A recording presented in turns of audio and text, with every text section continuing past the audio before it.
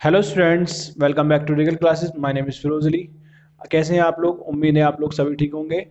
अब तक हम इस वीडियो की सीरीज में कंप्लीट कर चुके हैं मुद्रा वाला चैप्टर, बैंकिंग वाला चैप्टर, और हम उसके बाद ये एक यूनिट है 6 नंबर के लिए। उसके बाद हमने दूसरी यूनिट शुरू करी जिसको एडी और एएस कहा जाता है। एडी और एएस कहा जाता है। ये कितने नंबर के लिए थी? ये 12 नंबर के लिए थी। उसके बाद हमने शुरू करी सरकारी बजट, जो कि 6 नंबर के लिए इंपॉर्टेंट थी। 6 नंबर के लिए इंपॉर्टेंट थी, यानी 6 12 6। ये अब तक हम लोग कंप्लीट कर चुके हैं। आज की वीडियो की सीरीज में हम स्टार्ट करते हैं भुगतान शेष वाला चैप्टर। इस यूनिट के अंदर, ये जो कि लास्ट यूनिट है इस बुक की, इस यूनिट के अंदर हम दो चैप्टर पढ़ेंगे। एक तो भुगतान शेष वाला चैप्टर पढ़ेंगे, एक विदेशी विनिमय दर वाला चैप्टर पढ़ेंगे। तो चलिए शुरू करते हैं भुगतान शेष के बारे में।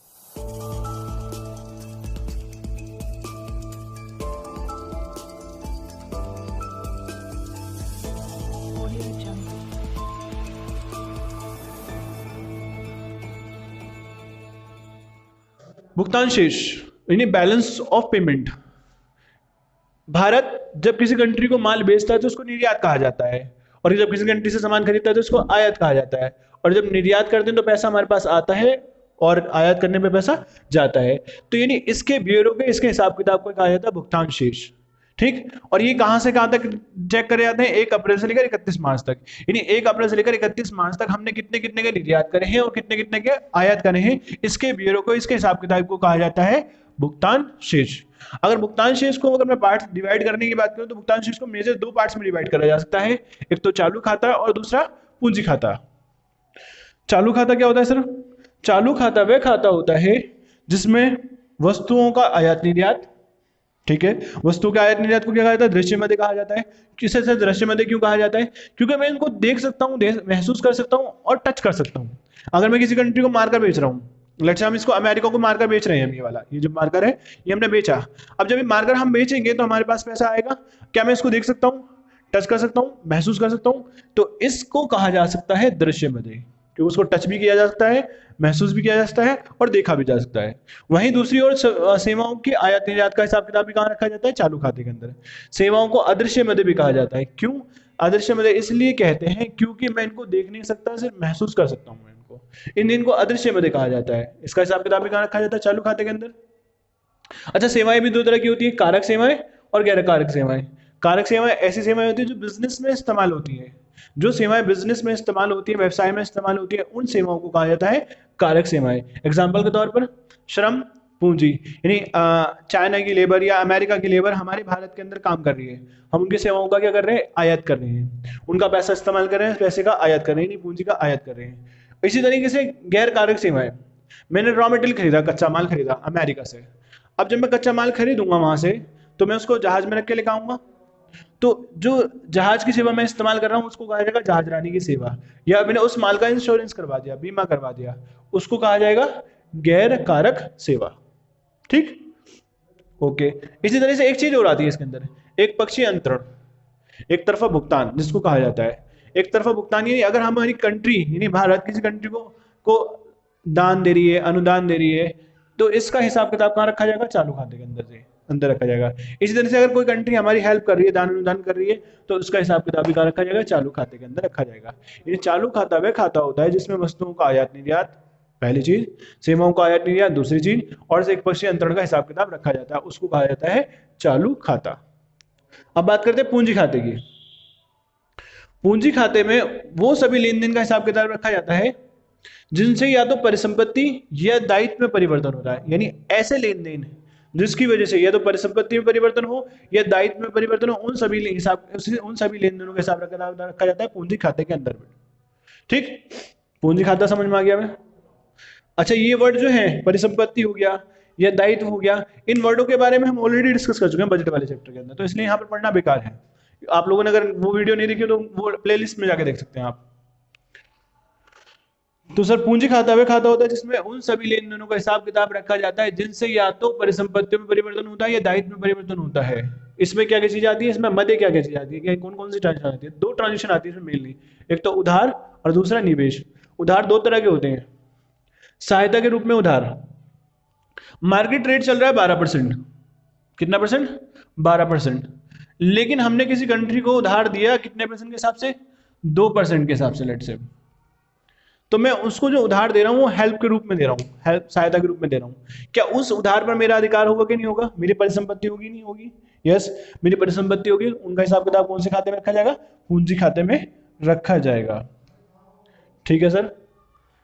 और वाणिज्यिक उधार क्या होता है सर, कमर्शियल लोन क्या होता है, मार्केट में रेट चल रहा है 12% के हिसाब से, हमने उधार भी दिया कितने परसेंट के हिसाब से, 12% के हिसाब से, तो यानी कोई हेल्प वेल्प नहीं है यहाँ पर, कमर्शियल लोन है। इसका हिसाब किताब भी कौन से खाते में रखा जाएगा, पूंजी खाते में। निवेश भी दो तरह के होते हैं, पोर्टफोलियो निवेश और एफडीआई, इसका हिसाब किताब का रखा जाएगा पूंजी खाते के अंदर। यानी निवेश, पोर्टफोलियो निवेश किसे कहते हैं, अगर अमेरिका की कोई कंपनी है, कोई भी कंपनी मिल मान लेते हैं, उसमें मैंने कुछ पैसा कंट्रीब्यूट करा, शेयर्स खरीद लिए उसके, तो क्या उन शेयर्स को खरीदने से क्या मेरे हाथ में पूरी तरह से ऑनरशिप आ जाएगी, नहीं।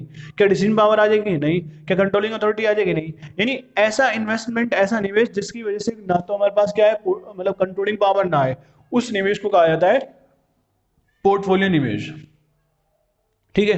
एफडीआई किसे कहते हैं, फॉरेन डायरेक्ट इन्वेस्टमेंट। अमेरिका में जाके मैंने कंपनी स्टार्ट कर ली अपनी, द रीगल अकेडमी के नाम से मैंने एक कंपनी स्टार्ट कर ली अमेरिका में जाके।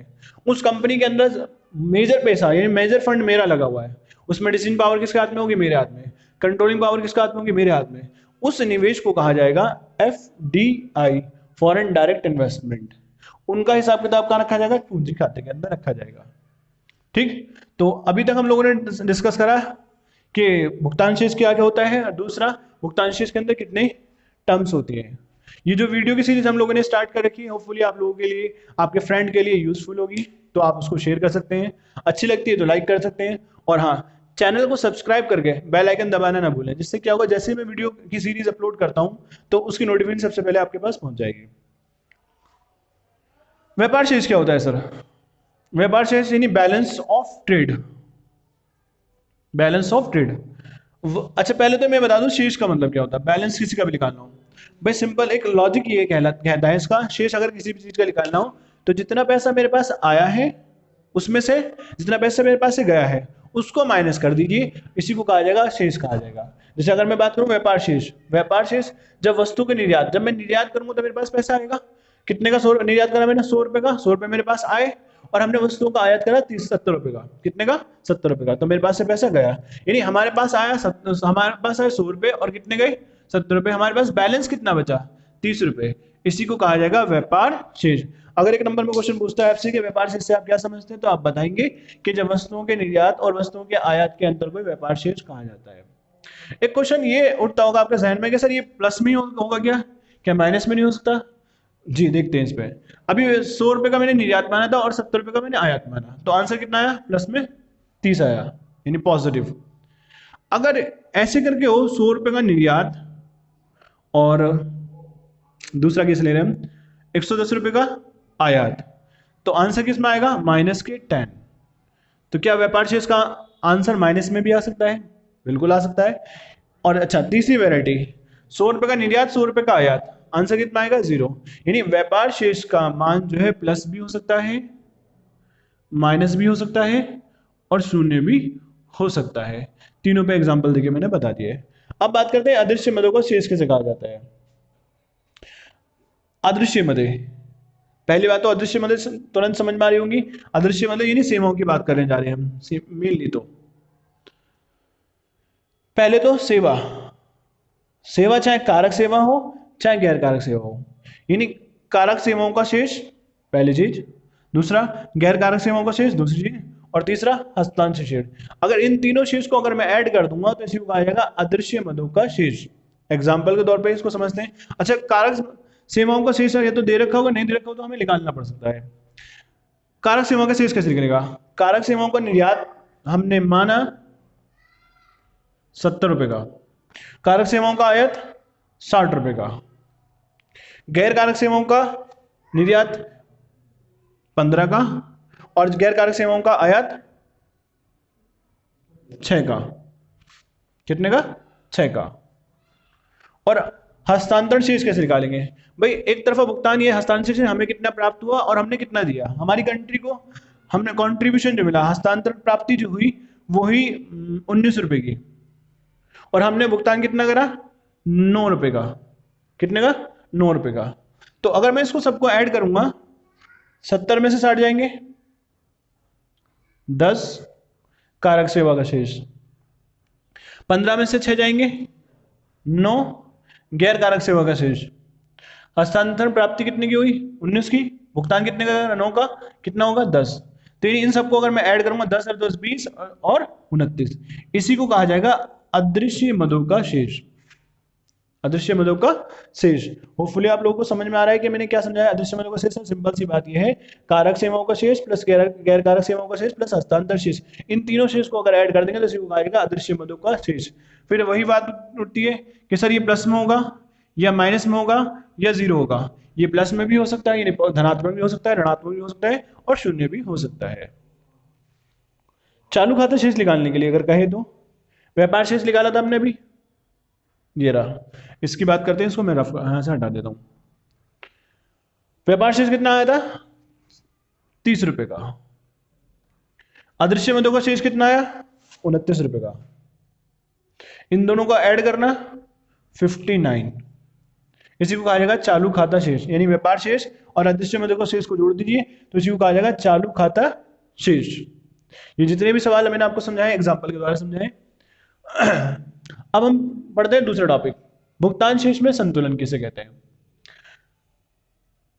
चालू खाता शेष प्लस पूंजी खाते शेष का जब जोड़ शून्य होता है, क्या होता है? शून्य होता है, तो इसी को कहा जाता है भुगतान शेष में संतुलन। सर जैसे कि चालू खाते शेष का आंसर मैंने माना 400 प्लस का, और पूंजी खाते शेष का आंसर मैंने माना माइनस के 400, मतलब घाटा हो गया। ओवरऑल सिचुएशन क्या है हमारी? जो ओवरऑल पोजीशन है हमारी क्या है? फायदा या नुकसान? ना फायदा ना नुकसान, इसी को कहा जाएगा भुगतान शेष में संतुलन। तो जब चालू खाता शेष प्लस पूंजी खाते शेष का जोड़ कितना होता है? शून्य होता है, तो इसी को कहा जाता है भुगतान शेष में संतुलन।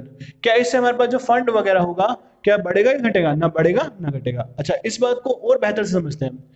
चालू खाता शेष प्लस पूंजी खाता शेष प्लस भूल चूक का जोड़ कितना होता है? शून्य। मतलब एक चीज और ऐड होगा इसमें, भूल चूक।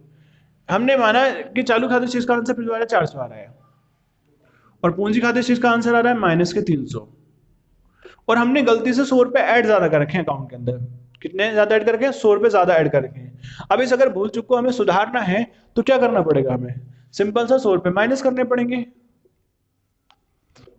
400 और 400, ओवर पोजीशन कितनी होगी? 0। इसको कहा जाएगा भुगतान शेष में संतुलन। कैसे कोष में कोई परिवर्तन होगा? क्या कोई कमी होगी? ना कोई कमी होगी, ना ही कोई वृद्धि होगी। तो भुगतान शेष में असंतुलन किसे कहते हैं? सिंपल, जब चालू खाता शेष प्लस पूंजी खाते शेष, अब मैं भूल चूक की बात नहीं कर रहा, सिंपल समझ में आ गया आपको। जब चालू खाता शेष प्लस पूंजी खाते शेष का शून्य का जोड़ शून्य ना हो, शून्य के बराबर ना हो, तो इसी को कहा जाएगा भुगतान शेष में असंतुलन। ये दो तरह के हो सकता है, एक तो घाटे वाला और एक बचत वाला। पहले घाटे वाले की बात करते हैं। चालू खाते शेष प्लस पूंजी खाते शेष का जो जोड़ है वो कितना आ रहा है? माइनस में आ रहा है। चालू खाते शेष का आंसर मैंने माना 500, कितना? 500 प्लस में है, और पूंजी खाते शेष का आंसर है माइनस के 600। ओवरऑल पोजीशन कितनी आ रही है? माइनस के 100। ये फायदा है कि नुकसान है? नुकसान है। ओके, ये नुकसान हो गया, घाटा हो गया। अच्छी बात है बुरी बात है? सर बुरी बात है। तो इसी को कहा जाएगा भुगतान शेष में असंतुलन। कौन सा वाला? घाटे वाला, क्योंकि हमारे ओवरऑल पोजीशन क्या आ रही है? माइनस में। इससे जो है सरकारी फंड जो होंगे, कोष जो होंगे हमारे पास, कम होगा या बढ़ेगा? इससे कोषों में, फंड में कमी होगी, कोषों में कमी होगी। वहीं बात करते हैं बचत वाले की।